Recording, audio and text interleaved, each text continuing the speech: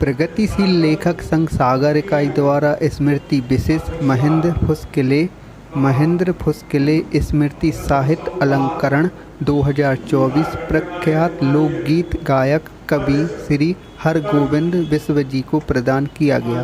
चलिए आपको सीधा कार्यक्रम में ले चलते हैं।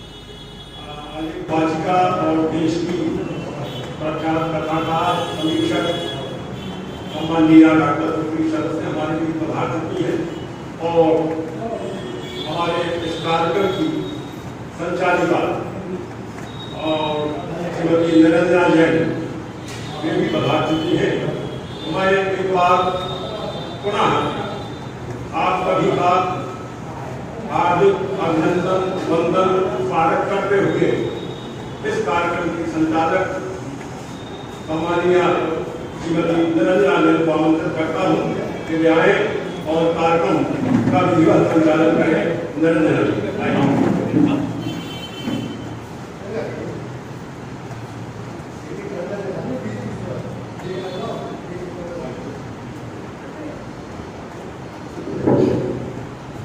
हेलो, धन्यवाद त्रिपाठी जी मुझे संचालन का दायित्व सौंपने के लिए। क्योंकि मुझे ये दायित्व मिला है तो मुझे किसी की कही पंक्तियां याद आती हैं कि यूं तो अमूमन रोटियों से पेट भर जाता ही है, यूं तो अमूमन रोटियों से पेट भर जाता ही है, पर कभी तो जाएगा मुक्का बदलना चाहिए, पर कभी तो जाएगा मुक्का बदलना चाहिए।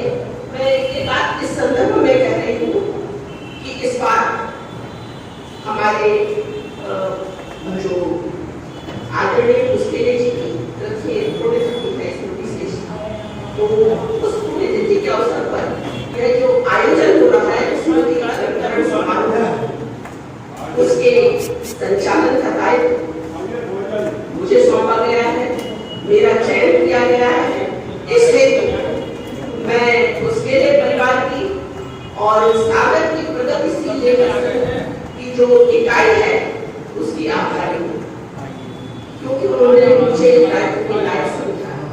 और मैं साथ ही चूंकि मुझे ये दायित्व मिला है तो मेरा कर्तव्य है कि सभागार में उपस्थित मैं सभी आमंत्रित और प्रबुद्ध जनों का स्वागत करती हूँ, हार्दिक अभिनंदन करती हूँ।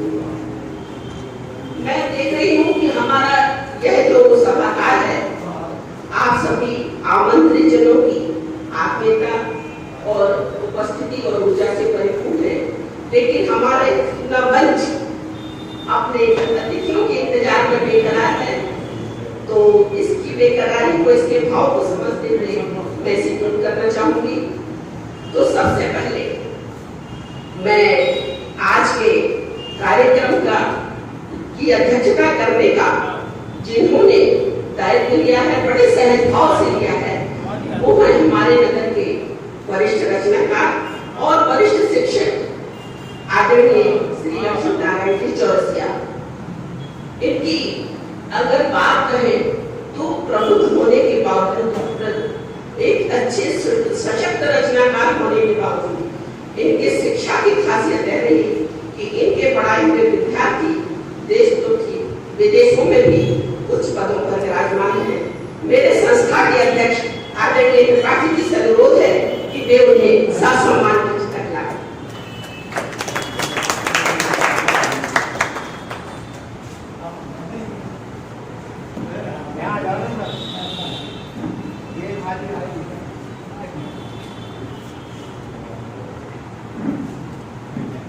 हमारे आज के कार्यक्रम की मुख्य अतिथि डॉक्टर सुश्री शरद सिंह जी साहित्य जगत में अपना विशेष स्थान रखती हैं। यदि मैं ये कहूँ कि वो साहित्य का इंद्रधनुष है तो अतिशयोक्ति नहीं होगी, क्योंकि साहित्य की जो अनेक विधाएं हैं उनमें से अनेक विधाओं जैसे कहानी, उपन्यास की, गजल, संस्मरण या कहें कि समीक्षाएं, सब पर अपने भावों से और कल्पनाओं से रंग भरे हैं। मैं उन्हें ससम्मान और देश तो ठीक, प्रदेश तो ठीक, पूरे विश्व में सागर का ये नाम रोशन कर रही हैं। तो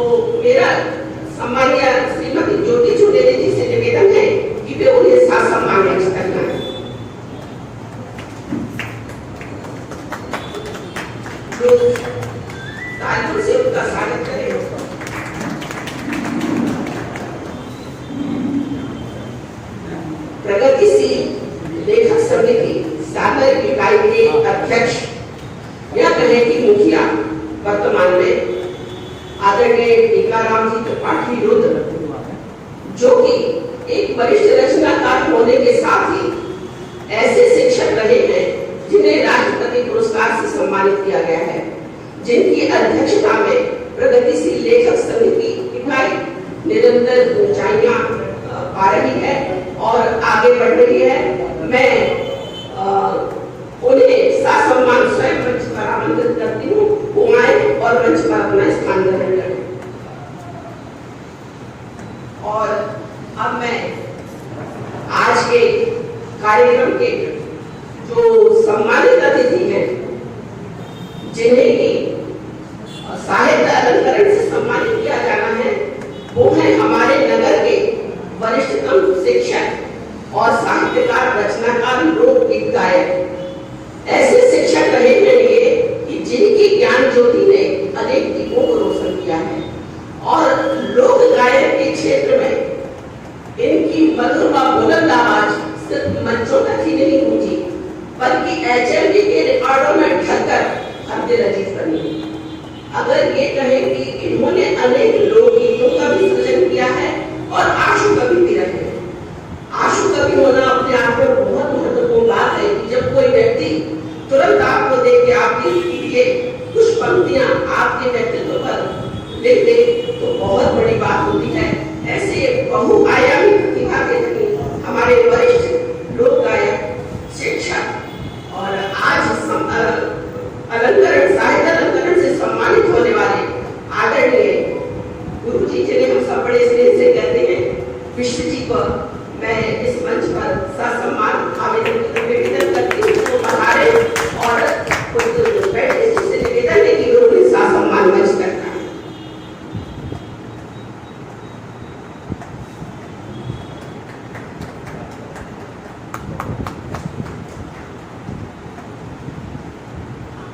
और हमारा यह मंच अब हमारी अतिथियों से परिपूर्ण होकर निश्चित ही खुश हो रहा होगा। तो अगला क्रम जो है कि बिना ईश्वर की आराधना के या हमारे जिनके सम्मान में हमने यह कार्यक्रम आयोजित किया है उनकी याद के बिना यह आगे नहीं बढ़ सकता है।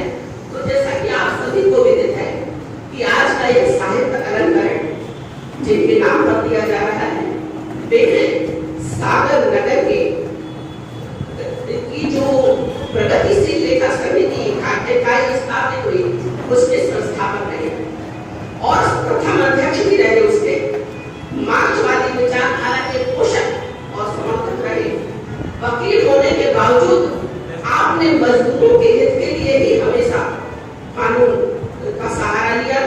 आप थाकर वक्ता भी रहे और कर्मकांडों से दूर नारी स्वतंत्रता के पक्षधर भी रहे। निश्चित ही ऐसे व्यक्तित्व जगत में पूजनीय है और वो निश्चित इस रूप में भी सौभाग्यशाली रहे कि उनके पुत्र पैट्रिस पुस्केरे जी और पुत्रवधू नम्रता पुस्केरे जी का उनके प्रति जो समर्पण भाव रहा और इकाई जो सागर की प्रगतिशील लेखक समिति संस्था है उसके जो सदस्य हैं उनका जो उनसे लगाव रहा वही आज के इस कार्यक्रम का निमित्त बना। तो आज हम उनकी स्मृतियों को सहेजने के लिए, साझा करने के लिए यहाँ पर एकत्र हुए हैं। मेरा यहाँ पर हमारी सुख, साहित्य और ज्ञान की देवी माँ सरस्वती विराजमान है और आदरणीय पुस्केरे जी जिनकी स्मृति में यह कार्यक्रम आयोजित हो रहा है उनका चित्र भी यहाँ पर है। तो मेरा इस मंच से निवेदन है कि वे माँ सरस्वती की प्रतिमा के समक्ष दीप प्रज्वलन करके पुस्केरे जी के चित्र पर माल्यार्पण एवं पुष्पार्पण करें।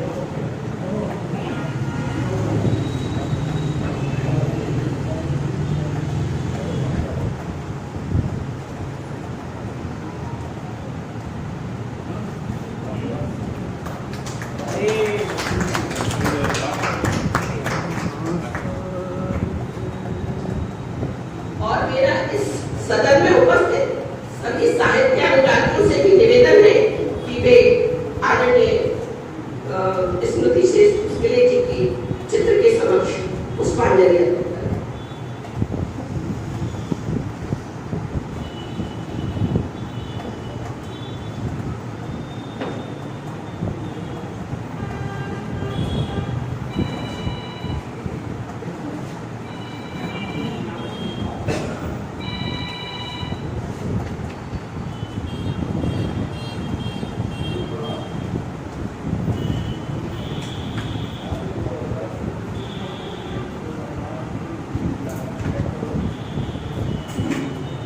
सभी से निवेदन है कि वे अपनी पुष्पांजलि आदरणीय पुष्पेले जी की चित्र के समक्ष प्रस्तुत करें।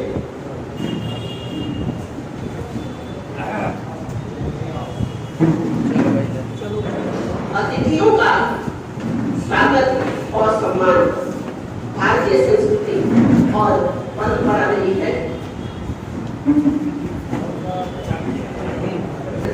यह सम्मान पुष्पांजलि का कार्यक्रम एक मुझे लगता है एक अनिवार्य प्रक्रिया है। चूंकि आज उनकी पुण्यतिथि है तो यह पुष्पांजलि अर्पित करना अनेक प्रतिष्ठित सम्मानीय और विद्वजन बधाई है। मैं सभी का हृदय से स्वागत करती हूँ, पुनः स्वागत करती हूँ। मैं एक का नाम लूँ, इसके बजाय मुझे ये लगता है कि मेरे यहाँ पर जितने भी लोग हैं सभी आदरणीय हैं, सभी सम्मानीय हैं और सभी का स्वागत है। कोई यहाँ छोटा नहीं है, कोई बड़ा नहीं है जिसका नाम मैं पहले लूँ या बाद में लूँ। तो सभी का स्वागत, पुनः वंदन, पुनः अभिनंदन।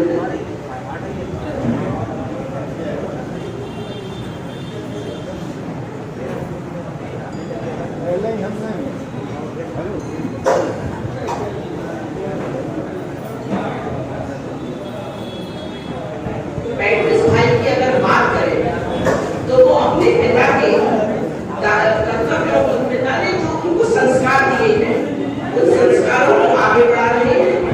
इस समय में ऐसे पुत्र होना जो स्वयं ही साहित्यकार न होने के बावजूद उनकी साहित्यिक संस्था को एक मजबूत स्तंभ बन के आगे बढ़ा रहे हैं और एक अपनी रचना सृजन का भी कार्य करने लगे हैं कि उससे पिता की शायद जो उनकी इच्छा थी कि उनके पुत्र और पुत्रवधू इस क्षेत्र में आगे बढ़े साहित्यिक क्षेत्र में, तो दोनों ही इस क्षेत्र में आगे बढ़कर कुछ सृजित करने का। पुत्रवधू तो बहुत आगे हैं, वो गजल भी लिखती हैं, कहानियां भी लिखती हैं, गीत भी लिखती हैं, लेकिन पेट्रिस जी भी आजकल बहुत अच्छा लिखने लगे हैं, व्यंग्य लिखते हैं और रचनाएं भी लिखते हैं। भले ही वो विचार नहीं है रचनाएं हो जिन पर विचार किया जा सके, तो समाज को दे सके, ऐसी रचनाओं का सृजन करना ये बहुत बड़ी बात है कि आज वो अपने आप को साहित्य से भी जोड़ रहे हैं। और अब हमारे में जैसी कि भारतीय संस्कृति और परंपरा है, आज उसी परंपरा का निर्वहन करते हुए वे इस मंच पर विराजित अपने सभी अतिथियों का स्वागत और सम्मान सर्वप्रथम पुष्पहार से कराना चाहती हूँ। तो मेरा पेट्रिस पुष्पेले जी से निवेदन है, भाई पेट्रिस पुष्पेले जी से मेरा निवेदन है कि वे आज के कार्यक्रम के अध्यक्ष का पुष्पहार से स्वागत करें। आदरणीय लक्ष्मीनारायण जी सदस्य जी का पुष्पहार से स्वागत करें। पेट्रिस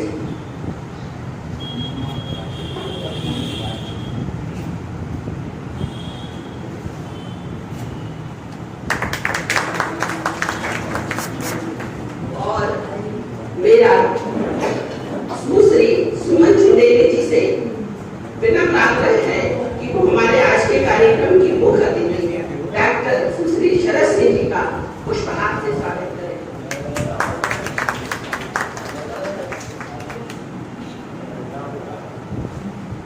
और श्रीमान बीरन प्रधान जी जो वरिष्ठ साहित्यकार हैं, उनसे मेरा निवेदन है कि वे सम्मानीय अतिथि आदरणीय गुरु जी जिन्हें हम बड़े सम्मान के साथ कहते हैं, हरगोविंद जी विश्व का पुष्पहार से स्वागत करें।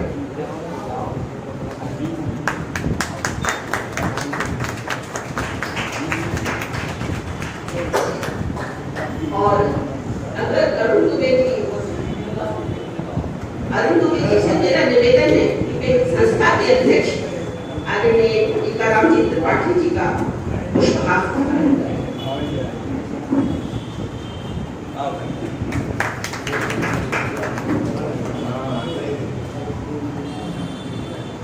और अब कार्यक्रम अपनी निर्धारित गति से आगे बढ़ रहा है, तो अब समय है आलेख और वक्तव्यों का।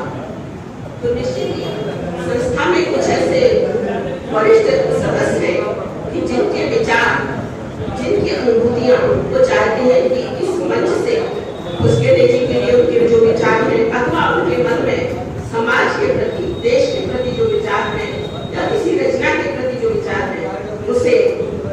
अपने आलेख के माध्यम से व्यक्त करें। आलेख वाचन अथवा वक्तव्य की बात हो तो मैं जानती हूँ कि हमारा बच्चों की इन विभूतियों से सुशोभित है कि जिनको सुनना हर कोई चाहेगा, और जो आलेख वाचन के लिए भी जिनका नाम नामित है, निश्चित ही है कि उन सबको भी सदन सुनना चाहेगा। तो हमें समय सीमा दी गई है कि 10 मिनट के अंदर कृपया इस समय सीमा का विशेष ध्यान रखते हुए अपने वक्तव्य का पूर्ण करें, अपने आलेख को पूर्ण करें। तो सबसे पहले मुझे विकल जी नजर नहीं आ रहे हैं। विकल जी का नाम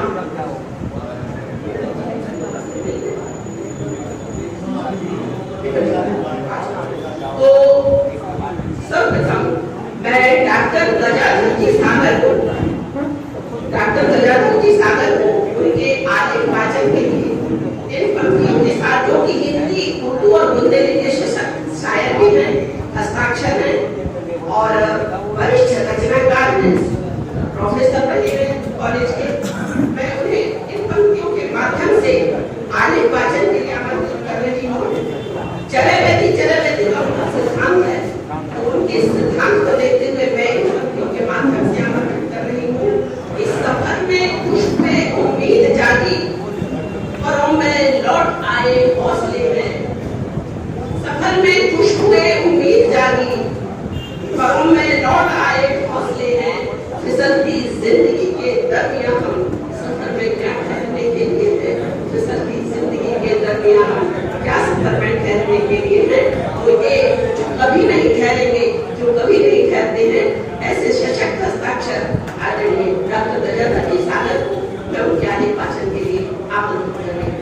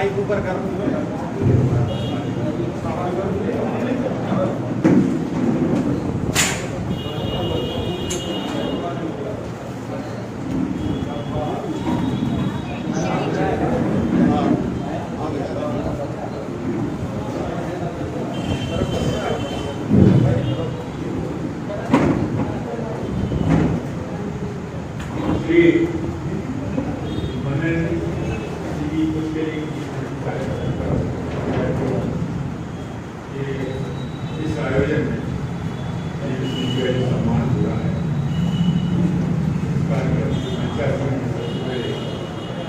अध्यक्षता कर रहे आदरणीय सदस्य आज की किसी इकाई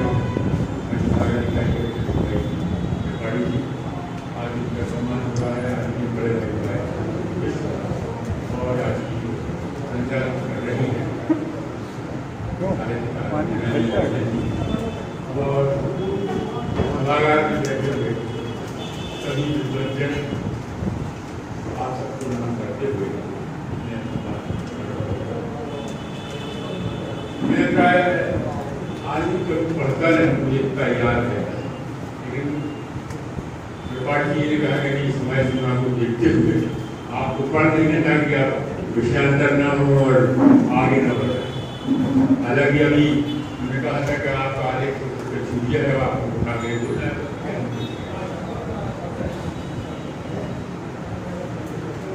सागर नगर के जितने व्यक्ति हुए हैं, मैं से खड़ा हूँ और लगभग कोश किया, लगभग 7 साल का था। मोहल्ले के नाते भैया बहन और काफी का समय तो उसके बाद बेटा विजेंद्र का शांत हो जाए, ज़्यादा नहीं बोलूँगा, 10 मिनट तक मैं उनकी बातें करना है। उनके बारे में एक राजनेता के रूप में, एक संस्कार के रूप में और एक सामाजिक व्यक्ति के रूप में 3-4 पॉइंट बात करूँगा और बोलूँगा। मैं कह रहा था सागर नगर में दलितों, मजदूरों, शोषित व्यक्तियों, नारियों समस्याओं के बारे में अगर सबसे अधिक और सबसे सटीक सोच अगर किसी व्यक्ति ने रखा है तो मेरी अपनी दृष्टि में मैं उसके लिए सबसे इसका कारण ये है कि आपने बजे में आने जाते देखा होगा बिल्डिंग है, खुद अपने आप में सशक्त है, लेकिन मजदूरों की बात करते हैं या मजदूरों के बारे में बात करते हैं, बड़ी विडम्बना की बात है, लगता है एक पैराडॉक्स बात है, लेकिन ऐसे नहीं। वास्तविकता आदमी की सोच से होती है, उसका सोच क्या है, उसके पास क्या है क्या नहीं है, उससे कुछ नहीं होता। उसके सोच में क्या है, वो क्या दूसरों के बारे में सोचता है, क्या अपने बारे में, समाज के लिए किस प्रकार के काम करता है, ये बात अगर मैंने देखी है मुझे याद है कि जब वो यहाँ बीड़ी मजदूरों की जुलूस लेकर कचहरी में जाया करते थे, सबसे आगे है, महिलाएं भी हैं, बच्चे भी हैं, मजदूर भी हैं, और अकेले सागर नगर में कोई नहीं किया जितना उन्होंने मजदूरों के बारे में किया है। तो देखते थे कुछ लोगों का ये कहना रहता था कि नहीं यार ये तो पार्टी है, मेरी का चुनाव लड़ना है, कोई अधिकार की बात करना है, इसकी नेतागिरी करने का करना है। वो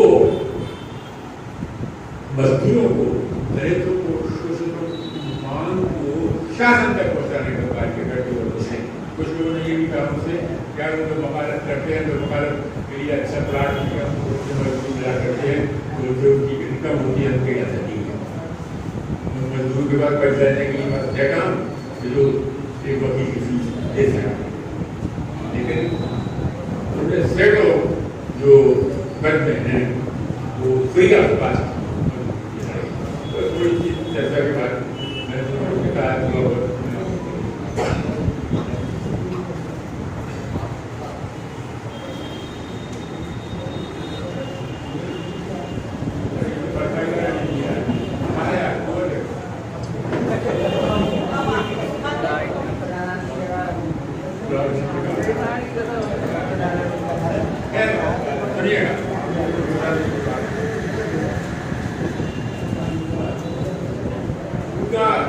प्रगति के बारे में ये था, प्रगति की बात है, शांत हो जाओ तो क्योंकि मजा भी तभी है कि आप हमें सुने, हम आपको सुने, तो अच्छा लगता है। तो उन्होंने कहा था प्रगति कि यदि हम आज क्या है उससे एक कदम कल आगे हम नहीं हैं मजबूत। प्रगति का अर्थ यह है कि आज वो आपने कल आप उससे एक कदम आगे आप बढ़े या नहीं बढ़े, चाहे वो आपके मूल्य के बारे में हो, चाहे शिक्षा के बारे में हो, या धर्मताओं के बारे में, राजनीति के बारे में, आप जहाँ हैं उससे एक कदम आगे बढ़ेंगे नहीं और निरंतर आप बढ़ते चले जाते हैं, अपनी कोशिश करते रहते हैं, वो ही प्रगति क्षमता है। वो प्रगति क्षमता और कहीं नहीं, सोच के बारे में, राजनीति के बारे में लेकिन दलितों के बारे में मध्यम वर्ग और निम्न वर्ग के बारे में उनका सबसे ध्यान तो इसकी प्रतियोगिता है। और सब लोग थे, लेकिन हट के हुआ करता था। कार्ल मार्क्स के वो सबसे बड़े अनुयायी थे और साम्यवाद को पालन करते थे।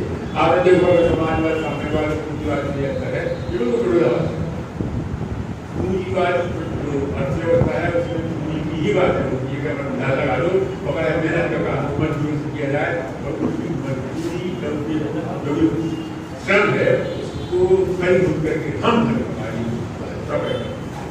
यानी पूंजी के अंदर में पूरा श्रम करे और वो आगे बढ़े। हमारे कबूतर जी जैसा क्या यहाँ बैठते थे एक बार कि सामने बात में ये कहा जाता है कि मजदूर को कभी मजदूरी से आगे उड़ने नहीं दो, अगर उसका पेट खराब हुआ होगा तो मजदूरी करेगा तो वो गलत करेगा। पूंजीवादी तभी सफल है जब वो मजदूरों को खाने को तो दे, लेकिन इतना दे तो उसको बनी रहे कि यार हम लोग काम करने आगे कर काम भी करेंगे तो हम कर क्या तो उसको थोड़ा असंतुष्ट रखा जाए। इस असंतुष्टि से हम धन कमाएंगे तब वो हमारे वालों कर पाएगा। आज भी जितने हम सब यहाँ बैठे हैं सरस्वती की पूजा करने लक्ष्मी जी के जा रहे हैं, अभी तो आगे के बारे में सब देख रहे हैं। सरस्वती की माने सरस्वती जी का कार्यक्रम करते कितने लोग आते हैं, लेकिन लक्ष्मी का पूजा वगैरह तो ये था। लेकिन मजदूर भी ये जानता है अगर वो मजदूरी नहीं करेंगे क्या मेरा पेट की भरना मेरे साथ जो है उनके बारे में बच्चों के बारे में थोड़ा बहुत ये काम भी करना। ये सारे सोच मजदूरों की समस्याओं को मनन करके जान करके वो हल कर देंगे, ये भी करने वाले क्या मैं हल करना अकेले दूसरा पानी होता लेकिन नाम तो रहता है वो समस्या को हम चाहते थे उसकी गिराते थे। ये कार्य में समझता हूँ सागर में एक साहित्य कार्यक्रम में इन्हीं बातों को इन्हीं सोच के तक वो आगे बढ़े और अपनी तमाम नीति कहानी या उपन्यास जैसा था प्रकाश। अब जैसा कि मैंने अभी कहा कि स्त्री विमर्श में वो काफी बात करते थे अपने उपन्यास कहानी में उस बात को दूसरा कहानी की बात करूंगा मैं उपन्यास है बुरे ही का पढ़ने की चर्चा करूंगा। जैसे पहला उनका था कि बुरे लेचन रेखा। अब बड़ी अजीब सी व्यक्ति है स्वांग है, स्वांग इसका है वो पूरा कर चुका है, मैं उसको काके सुना इस प्रकार था कि ककरा गड़ गड़ जाए, ककरा गड़ गड़ जाए मोए ले चल परम रेता में। अब आप इस चीज सोच रहे हो कि नाई बात है वो ककड़ा पर बिठा दिया का द्रव का कारण, लेकिन बात तो वैसे नहीं है। इसके अंदर जाएंगे तो नारी की जो मुश्किलें हैं उसको आसानी को उसकी ओर ले जाने का काम क्या समस्या है, इसकी आगे का भाव क्या है, भय में क्या समस्या है, उसकी सुराह में क्या समस्या है, इसको लेकर के उन्हें अपनी इसी प्रकार दूसरा जो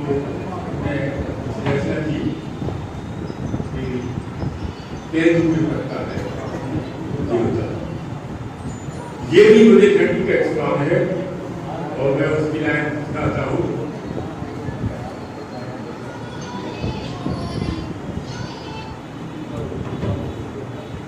वो इस प्रकार था कि गोरी हारे जाओ,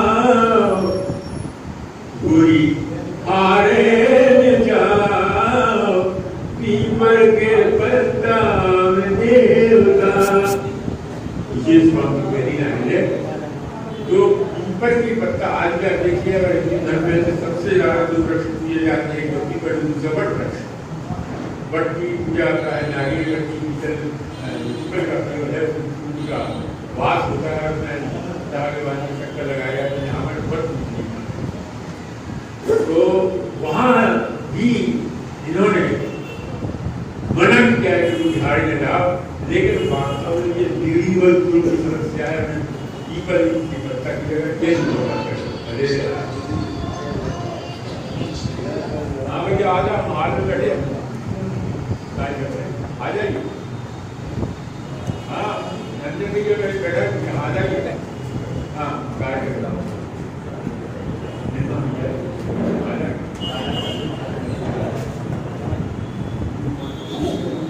निरंजन की जगह हो गया।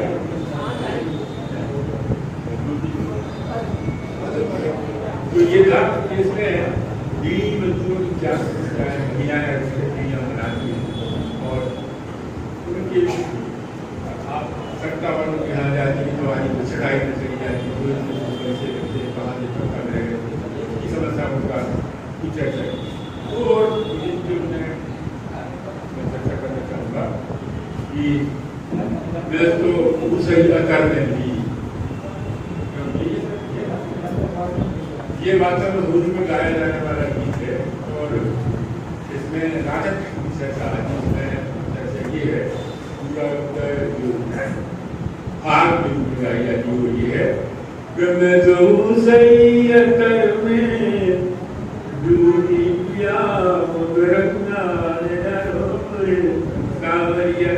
ये था कि हम तो अब आप देखिए तो कैसा बोल दिया, हमें तो समस्या में पहले ही से लगा तो और समस्या हमारे ऊपर क्या होता है।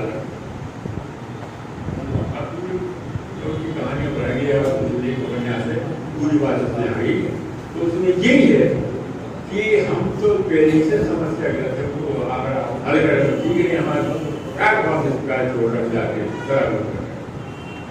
तो फिर अब तुम्हें बोलने को है तो मेरे पास बहुत बोलने का 70 साल का उनका हमारा जो है जो देखा है जो है तो छोटे छोटे 1968 में उन्होंने दाम एडमिशन किया यूनिवर्सिटी में और मैं 67 में दे चुका था और उन्हें 68 में तो मैंने मजाक कर उनसे कह दिया बोलते बड़े भैया अब तो आप जूनियर हो गए, जूनियर कहेंगे आप एक साथ पीछे हम तो सीनियर है आपसे हम भी कहते अरे यार ठीक है बाहर तो अभी हमारा बाप पढ़ो सीनियर तो नहीं सवाल ही नहीं है उधर दो सीनियर के अंदर केवल हमारे बाहर तो वैसे सफेद है तो सफेद सीनियर आपसे कहते तो हंसी मजाक विद्यार्थी जो पहला ये है और दूसरा ये है आप सभी जानते हैं कि हमारे बड़े भाई 52 साल से घर में तो भाई को बचाव करते हैं 15वें वर्ष में हमारे बड़े भाई साहब उसके लिए हमारे के साथ हम आपका साहित्य किनारे सम्मान करना चाहते हैं और भाई को बधाई तो उन्होंने हल किया हम लोग समझेंगे कि हम ये तुझे कराएंगे लेकिन पूरा टाइम होगा कि आए नहीं आए दूसरे दिन 9-10 बजे हम लोग के घर पर पहुंचे हुए कहते हैं हम आए नहीं है गाय नहीं आए रात में नहीं आ गया मैं सुबह कहते हैं भैया हम अपने आप को अवैध साहित्यकार के नाते समझते हैं हम साहित्यकार हैं योग ही समझते मैंने कहा आप कितनी पुस्तकें लिखते हैं आपका लिखते हैं कालम लिखते हैं और आपका रह रहे नहीं हम नहीं अपने आप लोग को समझते हैं आपका तो बहुत बड़ा सम्मान है देश लेवल का है दिवाली मनाने का है आने तो समय और हम फिर बाद में सम्मान करेंगे लेकिन वो समय भी नहीं आया और फिर भी नहीं और आगे तो है नहीं तो ऐसे स्वाभिमानी व्यक्ति को जो अपना आज सम्मान लेने को बताइए उसको प्यारा नहीं होता सकता लेकिन मैं माना तो ऐसे बड़े भैया साहब को मैं श्रद्धांजलि अर्पित करता हूँ एक दो लोगों के साथ एक दो में है सागर चर्चा इससे एक यही फरियाद सागर करता इससे एक यही फरियाद उसके लिए को रखे सदा सदा नमस्कार।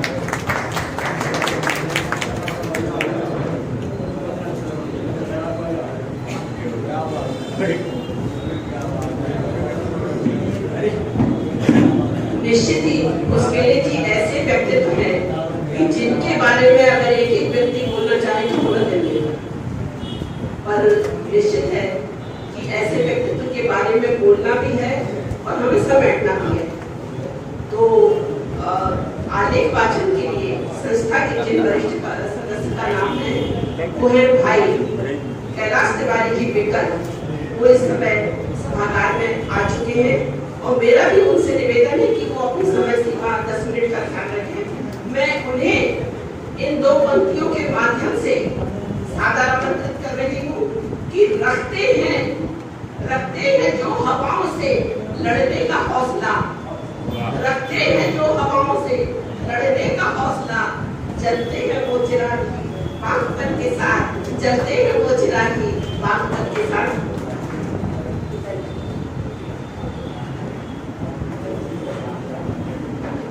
ज्यादा समय नहीं ले सकता है सारे आदरणीय उपस्थित विद्वजन और मातृ सभी के लिए मेरा वंदन। मेरा यह जो आलेख है इसमें से कुछ लोगों को यौवन अवस्था में, कुछ बचपन अवस्था में ले जाएगा। आज जोर से सुने। साहित्य में झांकता हुआ बुंदेली। महंत भोसलेले मार्क्सवादी विचारधारा के साहित्यकार हैं। उनकी मान्यता थी कि जो बात लोक जीवन से नहीं जुड़ता वह रूढ़िवाद हो जाता है। वह जुझारू प्रवृत्ति के व्यक्ति थे। वह रूढ़ियों को तोड़कर धनात्मक पक्ष में खड़े होने वाले व्यक्तित्व के धनी थे।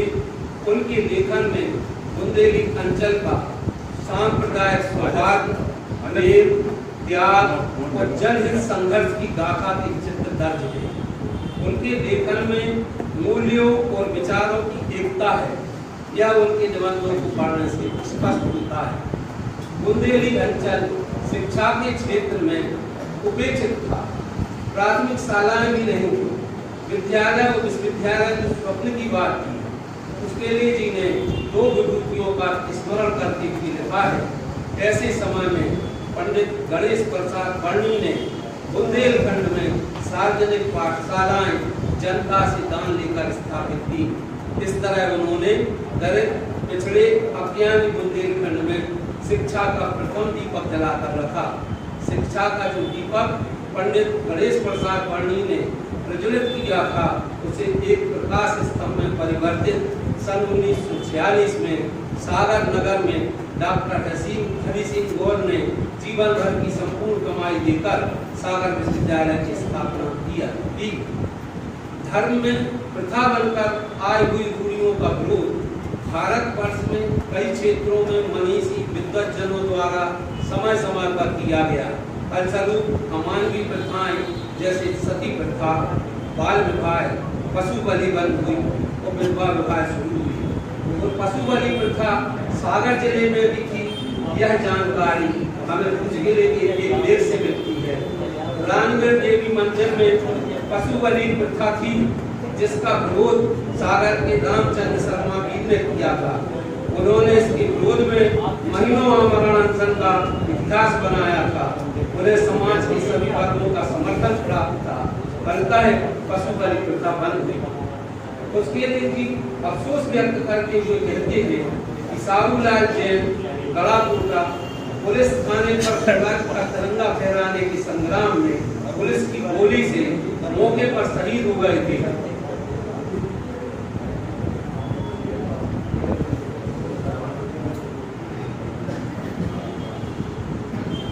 मगर कोई भी उर्स या मेला शहीद साहूलाल की स्मृति में उनके सम्मान में नहीं बढ़ता। ऐसी ही जानकारी टीकमगढ़ के शहीद नारायण खरे की उनके लेख में मिलती है। नारायण खरे ने भारत के स्वतंत्रता आंदोलन में बढ़-बढ़ का हिस्सा लिया था। उन्होंने स्वतंत्रता प्राप्ति के पश्चात राजशाही सामंतवादी के विरुद्ध अत्याचारों के विरुद्ध संघर्ष किया। एक दिन जंगल में सामंत शाहों के गुर्गों ने उनकी हत्या कर लाश के टुकड़े टुकड़े कर दिए। मार्क्सवादी चेतना के साहित्यकार महंत भोसलेले के लेख में काल मार्क्स की चर्चा न हो यह असंभव है। कार्ल मार्क्स का स्मरण करते हुए पुष्केले जी लिखते हैं, मार्क्स पहले विदेशी साहित्यकार है जिन्होंने सन 1857 की लड़ाई को प्रथम स्वतंत्रता संग्राम माना था और अपना समर्थन किया था। मार्क्स ने अपनी पुस्तक में बुंदेलखंड के गड़ाकोटा, धामोनी, राहतगढ़, चिल्ला साहब तथा कानपुर इत्यादि ग्रामों में लड़े जा रहे स्वतंत्रता युद्ध का जिक्र किया है। बुंदेलखंड की स्थापत्य कला पर लिखते हुए खजुराहो के मंदिर की विशेषता बताते हुए कहा कि शास्त्रों में 4 पुरुषार्थ बताए गए हैं: अर्थ, काम, धर्म और मोक्ष। काम और धर्म का सामंजस्य मनुष्य जीवन का अंग है, जिसकी ऊर्जा अर्थ से उत्पन्न होती है। खजुराहो के मंदिर भी है, पाठशाला भी है। ऐसी ही एक टिप्पणी राय लोक नृत्य को अश्लील कहने वालों पर कही। राय लोक से जुड़ी है, राय में श्रृंगार है, मगर राय में देह नहीं है। देह नहीं से उनका अर्थ है कि नर्तकी का शरीर सिर से पांव तक ढका रहता है। राय में देह होते हुए भी विधेय है। जल कवि ईसवी के संबंध में पुष्केले जी ने 2 बड़ी स्थापनाएं की। प्रथम, ईसरी रूप के कवि हैं, देह की नहीं। रीति काल देह की कविता का काल था, क्योंकि ईसरी हिंदी साहित्य में आधुनिक काल के पहले और रीति काल की समाप्ति के बीच के काल के कवि हैं। ईसरी लोक जीवन के सभी रंगों, भाव और रसों के कुशल कवि हैं। महाकवि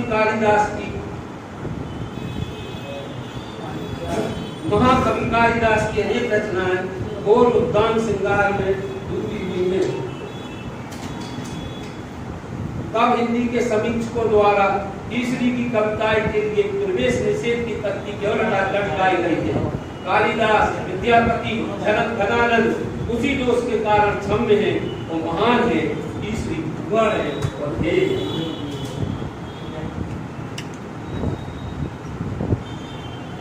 पुष्केले जी ने पद्माकर, केशवदास, जगनिक के साथ साथ अपने साथी साहित्यकार हरिशंकर परसाई, ज्वाला प्रसाद मूर्ति, शिव कुमार श्रीवास्तव, छोटेलाल दुर्यागले, केदारनाथ साथी, शायर मसरूद मायूस सागरी, सदर क्षेत्र से भोपाल जा बसे शायर हबीब खान और सागर के प्रेमचंद कहे जाने वाले कहानीकार जहूर बख्श, जिन्होंने शेख सादी के घोषणा का हिंदी अनुवाद किया जो ज्ञानपीठ से प्रकाशित है, का स्मरण किया है। कुमार श्रीवास्तव की कविता पर लिखते हुए पुष्केले जी कहते हैं, गढ़तेरा कविता में राजघराने के विश्वास भक्त से उपजे जन विद्रोह का स्वर है। ज्वाला प्रसाद जोशी का लिखते हुए कहते हैं, मानवता के स्वर उनके संपूर्ण साहित्य में सुनाई देते हैं। पुष्केले जी ने 3 संस्मरण लिखे: 3 बत्ती 3 लोग से न्यारे, नमक मंडी अलगोजा के स्वर के बदले स्वर में डूबे, चतरा घाट अनजान होता स्वर। ये इनमें भूगोल है, इतिहास भी है। भूगोल बदल जाता है, इतिहास जीवंत रहता है। इतिहास हमें हमारे पुरखों के क्रियाकलापों के बारे में बतलाता है। उनके द्वारा किए गए कार्य, त्याग और बलिदान पर हमें गर्व से भर देता है। नमक मंडी में भूगोल के अलावा मोरा बाड़ा जो अपने घर सावन की झांकी लगा बनाया करती थी, हस्तचरित चक्री से अपने बनाए खिलौनों के कर्तव्य लोगों को दिखाया करती थी। उन्होंने अपने पड़ोसी मुसलमान को वचन दिया था कि वह मुहर्रम में ताजियों के साथ चारों तरफ घूमने वाली बबलात बनाएंगे और वह बना देती। उसकी बनावट और सजावट दर्शनीय होती थी। तुलसी अली काली मुहाल का सबसे बड़ा ताजिया मुहर्रम की शान था। बल्लू और बाल किशन बरतिया जो बैलगाड़ी से व्यवसायियों के और घरों में पानी देता था, वह अलगोजा की मधुर तान के लिए प्रसिद्ध था। उसे समारोहों में सम्मान सहित मिलता जाता था। 3 बत्ती देख उसके लिए कहते हैं, अन्वेषक हुआ यहाँ 1857 स्वतंत्रता संग्राम में सेनानियों को फांसी पर लटकाया गया था। सरस्वती वाचनालय का वर्णन करते हुए लिखते हैं, यहाँ गोष्ठियों जयंतियों में नागार्जुन, हरिशंकर प्रसाद, गोपाल दास नीलकंठ, भवानी प्रसाद मिश्र, मानसिंह राही, मुक्ति बोध, जीवन लाल पुरोहित आदि ख्यातिलब्ध साहित्यकार आते रहेंगे। उसके लिए जी की वर्णात्मक शैली समझने के लिए उनके लेख के 2 पैराग्राफ ज्यों के त्यों आपके समक्ष रख रहा हूँ। दांतों के डॉक्टर औसाफ हुसैन के घर मुस्लिम लीगियों द्वारा उनकी अर्थी देखते देखा है। स्वतंत्रता सेनानी मुन्नालाल घसैया द्वारा पुलिस अफसर के सिर पर लाठी का प्रहार देखा है। मोटर कार में बैठे शहर कोतवाल पर तलवार से प्रहार करने वाले और पश्चात अदालत द्वारा सजा सुनाई जाते समय हाथ की हथकड़ियां तोड़ देने वाले स्वतंत्रता संग्राम सेनानी ईश्वर सिंह को जेल से सजा काट कर आते देखा है। तीनबत्ती पर कम्युनिस्ट साहब की दुकान खुलते देखा है। केशवराव खांडेकर, मौलवी चिरागुद्दीन, स्वामी कृष्णानंद, ज्वाला प्रसाद जोशी, वासुदेव सुबेदार, मास्टर बलदेवकर साहब, अब्दुल गनी, भैयालाल जैन, सुश्री यमुना ताई, जालन सिंह, दुर्गा प्रसाद सेन, पीजी सप्रे, मुंशी सुंदरलाल जैन, परमानंद स्वर्णकार, वैद्य राम सेवक दुबे जैसे सैकड़ों स्वतंत्रता सेनानियों की कर्मभूमि तीनबत्ती रही है। अब न रहा वह झन्ना, न वह रुचिया होटल, न रहा वह यूनिवर्सिटी रेस्टोरेंट, न रही म्यूनिसिपल हाई स्कूल की सोशल गैदरिंग, न रहे कवि सम्मेलन मुशायरा, न रहे शास्त्रीय गायक रिंगे साहब, अलगोजा बजाने वाला बंदू बरौआ, न रहे हारमोनियम सुधारने वाले बेचने वाले कन्हैयालाल तथा कश्मीरी भट्ट साहब जो हारमोनियम सुधारते थे और सांप पकड़ते थे, सांप खाते भी थे। अजगर सांपों के साथ सड़क किनारे मजमा लगाकर बिच्छू सांप को हीरा काटने की और जले कटे की दवा बेचने वाला सरदार भी नहीं रहा। सड़क किनारे दरी बिछाए मुफ्त आसन दिखाने वाला, पेड़ को मखाने की तरह चलाकर दिखाने वाला बाबा रामदास जोगी भी न रहा। जमुना मिटिया हबीब दर्जी, हुसैन दर्जी, बेनी मुल्ला खान वाला, डॉक्टर गोल मुफ्ता ग्राम गोल वाले भी ना रहे। वे हिंदू भी ना रहे जो मुहर्रम में ताजिया और रात बनाते थे। वे मुसलमान भी ना रहे जो काली उत्सव में शरीर रंगवाकर शेर बनकर देवी के समक्ष और सड़क पर नाचती थी। अन्य सुबह के पास चार का पोंछा लगाने वाला ब्रह्म पंडित भी ना रहा। फिर सबसे तीनबत्ती थी, वे सब तीनबत्ती से थी, बस तीनबत्तियां भी नहीं रही। उसके लिए जी ने साहित्य सृजन ही नहीं किया, सांस्कृतिक इतिहास का सृजन कर दिया जो अविस्मरणीय है।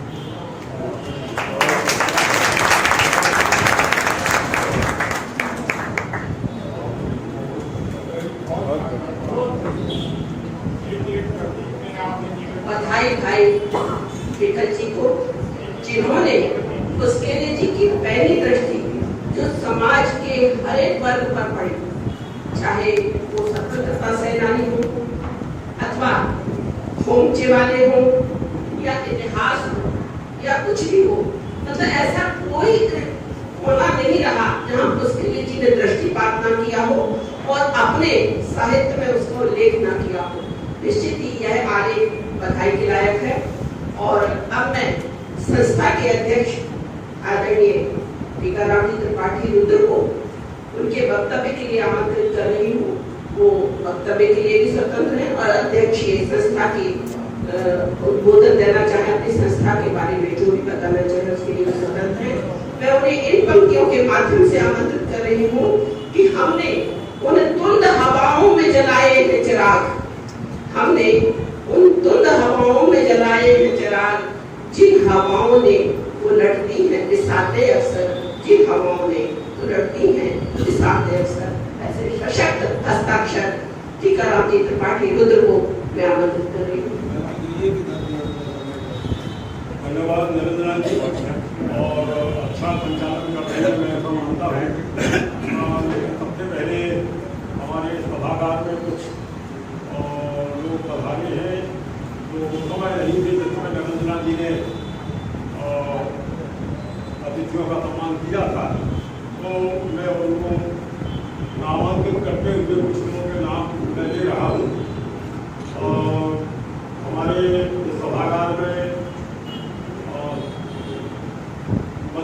बार एसोसिएशन के पूर्व अध्यक्ष एडवोकेट राजेश पांडे जी आए हैं, उनका स्वागत है। इस सागर जिले के बार एसोसिएशन के अध्यक्ष भाई डॉक्टर अमरेश्वर अली जी यहाँ आए हैं, उनका स्वागत है। और इस सभागार में डॉक्टर श्यामल सिरोसिया जी भी बाद में पधारे हैं, उनका स्वागत है। सरस्वती वाचनालय पुस्तकालय ट्रस्ट के अध्यक्ष सम्माननीय एडवोकेट के शिलाकारी जी यहाँ पधारे हैं, उनका स्वागत है।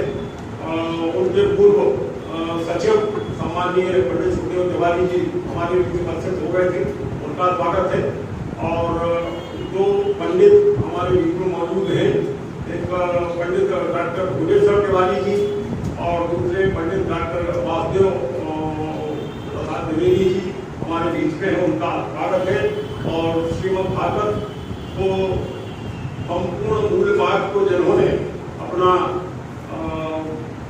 कहना चाहिए पूरे मूल पाठ की स्टूडियो में जाकर के रिकॉर्डिंग कराई, उसका कार्यक्रम भी हुआ। उस कार्यक्रम की संचालिका, संवाहिका और मूल पाठ कर्त्री हमारे बीच पधारी है राजेश्वरी जी, उनका भी इस मंच पर स्वागत है।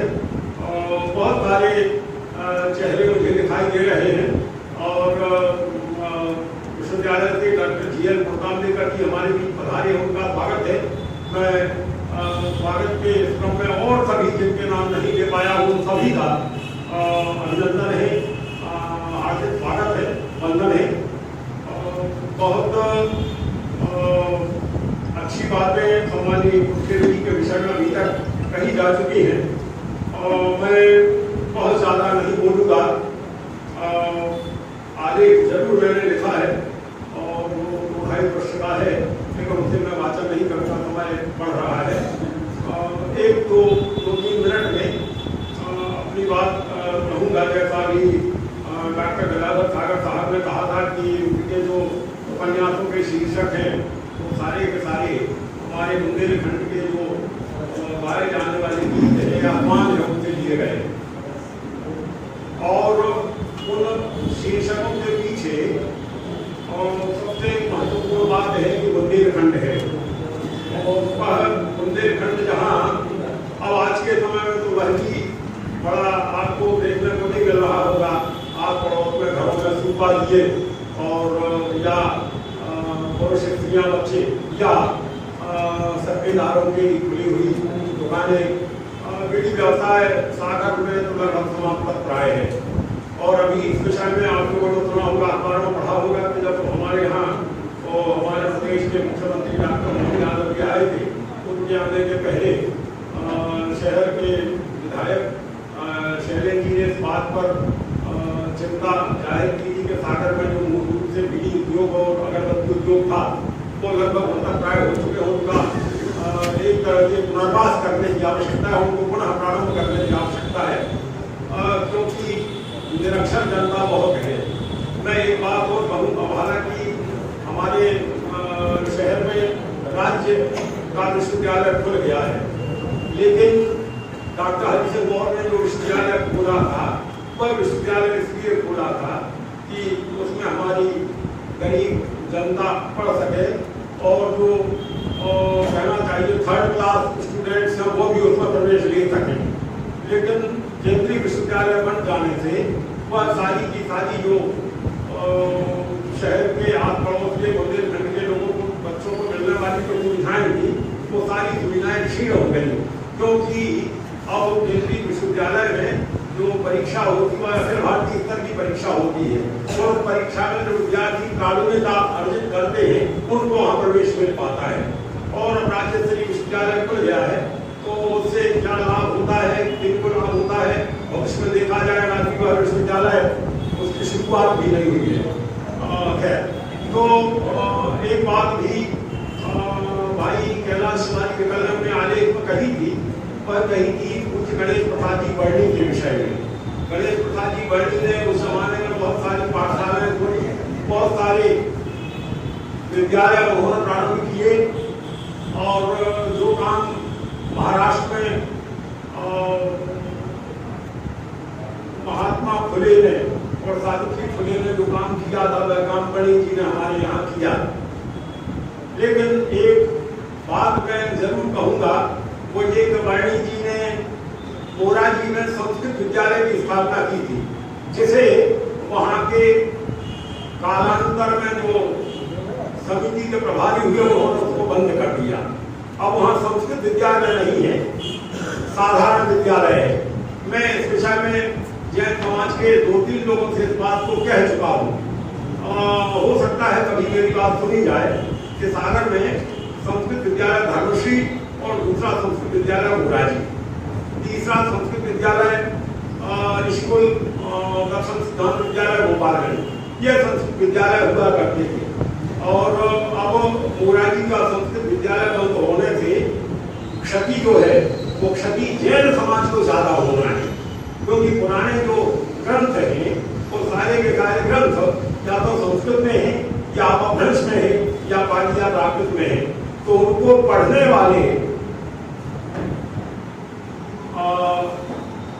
वालों का उत्पादन करने वाली संस्था आपने बंद कर दी। अब जब वो पढ़ेंगे ही नहीं तो आपके उन धर्म ग्रंथों कुछ के अनुवाद हिंदी में हो चुके हैं, लेकिन सबके नहीं थे। पुराने कितने ग्रंथ हैं जो संस्कृत में है, जो अपभ्रंश में है, और वो विद्यार्थी पढ़ रहे थे। वहाँ एक व्याकरणाचार्य जी थे जो पढ़ाते थे, मेरी स्मृति में है, क्योंकि मैं किसी जमाने में संस्कृत का जिले का प्रकोष्ठ का प्रभारी रहा हूँ। संस्कृत विद्यालयों का निरीक्षण में करता था, तो मैंने ये पाया कि संस्कृत विद्यालय चल रहा था जो बाद में जो समिति बंद कर दिया। जैन समाज के लोगों को चाहिए तो वे इस ओर अपना ध्यान आकर्षित करें और समिति से कहें तो वह संस्कृत विद्यालय पुनः प्रारंभ करें, ऐसा मैं चाहता हूँ। उसके लिए के निकट तो मैं ऐसा मानता हूँ कि मेरे गुरुवत थे। मेरी जब किताबें छपी तो मेरी किताब के विषय में उन्होंने एक पुस्तक की भूमिका में लिखा है कि कविताएं जो है आम आदमी की कविताएं हैं, लेकिन कविताओं की भाषा आम आदमी की नहीं है, इतना स्पष्ट वो लिखते थे।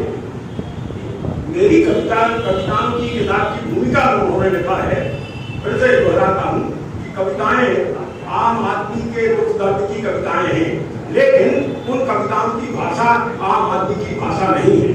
कहने का आशय यह है कि ये संदेश केवल मुझे नहीं, आज के सभी लेखकों के लिए, सभी रचनाकारों के लिए उनका संदेश है कि जो रचनाकार लिख रहे हैं वह आम जन साधारण की भाषा में लिखें। जिनके दुख दर्द को हम उकेरते हैं, जिनके दुख दर्द का हम वर्णन करते हैं, उनकी भाषा में होना चाहिए ताकि वो उसे पढ़ सकें, सुन सकें, समझ सकें। ये विचार उसके लिए जी के बहुत स्पष्टवादी विचार जीवन भर रहे। और हमने जैसा तय किया था कि हम उनके नाम से 12 अक्टूबर 2021 को निकाले गए थे और लगभग 13-14 किताबें लिख करके वो बिता हुए। 7 उपन्यास है, 3 कहानी संग्रह, 3 गद्य संग्रह है, एक उनका रिसर्च पेपर क्या रिसर्च बुक है, तीर्थंकर महानी एक अध्ययन उन्होंने उस जमाने में लिखा था, क्योंकि वो दर्शन के विद्यार्थी थे। तो दर्शन मैं ऐसा मानता हूँ कि साहित्य के जो भी विद्यार्थी हैं, साहित्य के जो स्कॉलर हैं, उनको दर्शन तो पढ़ना ही चाहिए, क्योंकि दर्शन जो है धर्म को दिखाई देता है, धर्म पर से दिखाई देता है, लेकिन दर्शन उसकी नींव है। तो दर्शन पढ़ना चाहिए। भारतीय दर्शन में वो गीता के दर्शन को सर्वाधिक महत्वपूर्ण मानते थे। क्यों? क्योंकि गीता के दर्शन में ही केवल वह बात है जो दुनिया के किसी दर्शन में नहीं है। वह जो परिकल्पना है, वह जो हाइपोथेसिस है, वह है सीधा प्रज्ञा मानव की कल्पना।